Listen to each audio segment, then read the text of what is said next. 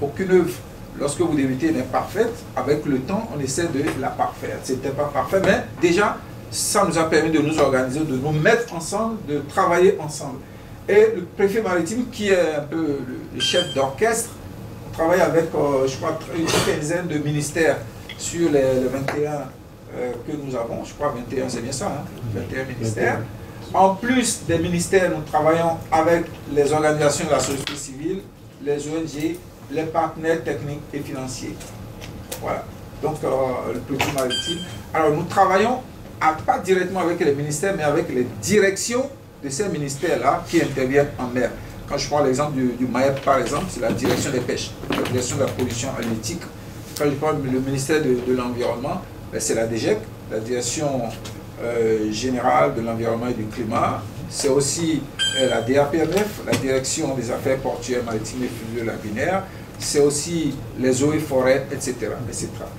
Voilà un peu comment nous travaillons. Il y a plus aussi de gros poissons à proximité de nos ports. Hein. Il faut aller beaucoup plus loin maintenant pour pêcher parce que les eaux sont polluées. Vous savez, il y a le continuum mer-terre à travers le chenal, le canal de Cotonou.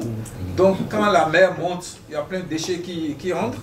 Quand la mer descend, les déchets vont dans le sang. Donc il y a continuellement ce mouvement de va-et-vient qui fait que les déchets polluent l'eau et donc ça fait que les poissons s'éloignent de plus en plus de la côte.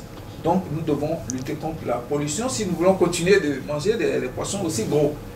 Le transport, le tourisme, il faut protéger ces activités, développer le tourisme côtier,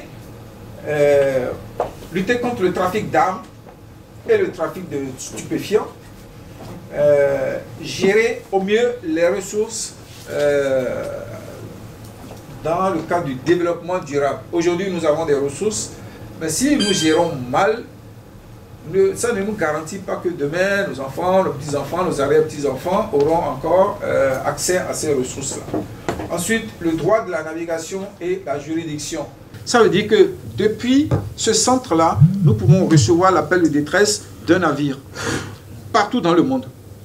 Mais nous intervenons lorsque ça se passe dans notre espace.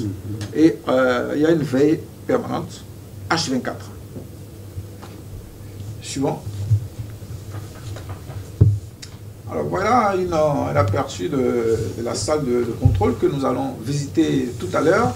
Nous avons des capacités de détection, surveillance en temps réel, enregistrement des données. Et ces données vont être reversées ensuite au data center qui est à Calavi et peuvent servir plus tard en cas d'enquête. On peut rappeler ces données-là pour participer à l'enquête. Des systèmes d'alerte et de notification de cas d'incident et une interface utilisateur de gestion des données permettant une prise de décision rapide et efficace. Alors, c'est un système qui est doté de l'intelligence artificielle. Aujourd'hui, on en parle de plus en plus. Donc, ce système est doté de l'intelligence artificielle, c'est-à-dire qu'il enregistre tous les jours des données et à partir de l'analyse des données, il fait des classifications. Et demain, il pourra nous dire, cet objet-là, c'est un navire de commerce, cet objet-là, c'est un chalutier, un navire de pêche, ça, c'est un pêcheur, etc. Donc, les données sont en permanence enregistrées et à partir de l'analyse, il crée maintenant des modèles. Voilà, c'est comme ça que ça fonctionne, hein, l'intelligence artificielle. Suivante. Avec ce système, nous avons déjà, alors nous avons pris possession du bâtiment il y a 6 mois exactement, fin mars, avril, mai, juin, juillet, août, septembre, 7 mois maintenant, je crois. Non, ça fait 6 mois exactement. Donc nous avons mené 5 activités quand même qui étaient, je dirais pas complexes. La plus complexe a été le remorqueur qui s'est échoué. Il fallait tout faire pour éviter la pollution. Ça, c'était vraiment la priorité des priorités. Éviter la pollution. Fort heureusement, il y a eu une bonne coordination et on n'a pas eu de cas de pollution. On a réussi à écarter le danger en pompant tout le carburant. Alors, les types d'incidents, c'est des activités illicites de la contrebande, c'est les risques de pollution, risque d'échouement et risque de collision. Alors, on va faire un peu 1 minute de cours, la différence entre échouage et échouement. Il y a une différence. Dans les deux cas, le bateau se retrouve à terre. L'échouement, c'est que c'est involontaire. L'échouage, c'est volontaire. C'est aussi simple que ça. Quand vous entendez échouage, ça veut dire que le bateau s'est échoué, on l'a fait échouer. L'échouement, c'est que le bateau, il a perdu un moteur ou il a des difficultés techniques et il ne peut plus manœuvrer. Le vent, le courant, les vagues le poussent jusqu'à la côte et il s'assoit. Alors, le temps de réponse est immédiat. On réagit immédiatement. C'est que nous avons un service de car, un service de permanence, H24, là dans le centre. Ce qui fait qu'on réagit immédiatement, de jour comme de nuit, par tout temps. Que le préfet maritime soit présent sur le territoire ou en dehors du territoire, nous réagissons toujours. Je peux à tout moment être contacté et on réagit. La plupart de ces incidents-là se passent dans les eaux territoriales et c'est normal que nous ayons les yeux ouverts pour protéger nos eaux territoriales et éviter toutes sortes d'incidents, surtout la pollution. Suivant. Et ça, c'est le navire qui s'est échoué. Et donc, ça a été l'occasion pour nous de déployer tout ce que nous avons comme équipement ici. Et pour la gestion de cet incident-là, nous avons fait intervenir également un hélicoptère de l'armée de l'air, donc qui survolait la zone, qui nous envoyait les photos ici. Nous, on analysait et moi, je prenais les décisions.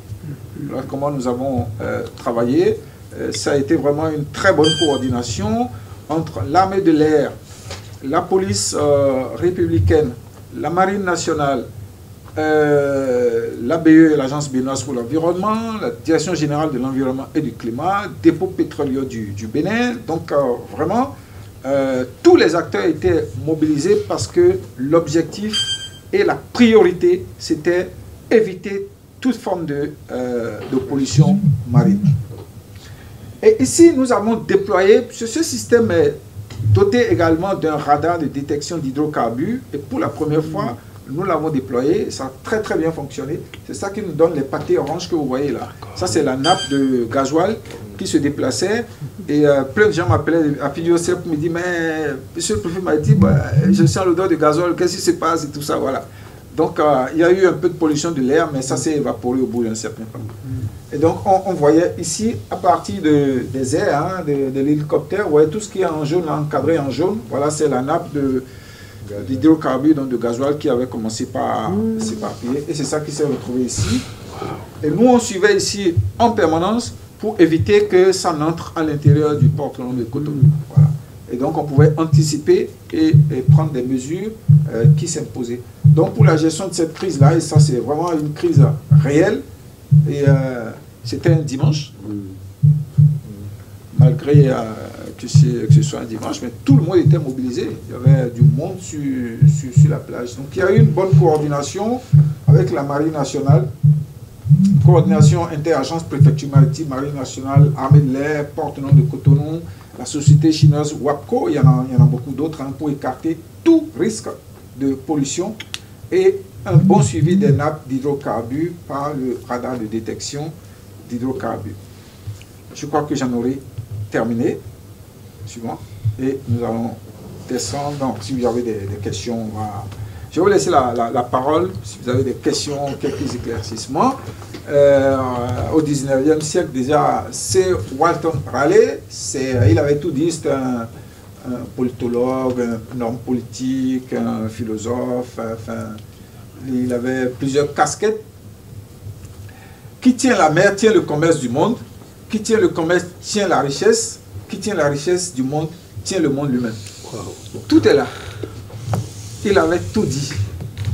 Et aujourd'hui, il ne faut pas s'étonner que les grandes puissances, enfin les pays que nous qualifions de grandes puissances, sont en bagarre entre la Chine, la mer du Sud de la Chine, en bagarre avec les autres pays, avec le Vietnam, avec la Thaïlande et tout ça, là on se diffuse parce que la mer, c'est une opportunité pour le développement. Et les Burkinabés ont coutume de nous dire, ah les Béninois, qu'est-ce que le bon Dieu vous a gâté. Nous voulons 1 cm² de mer.